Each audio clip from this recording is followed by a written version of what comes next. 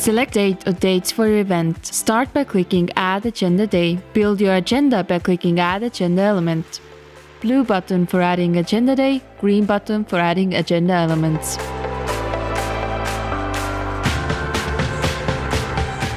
For breaks, workshops, or other happenings, you can use preset icons.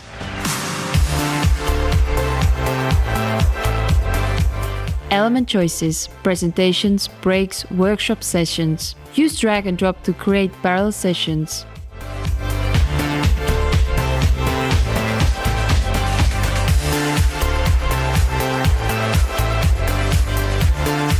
By enabling rating, the audience can rate the speakers.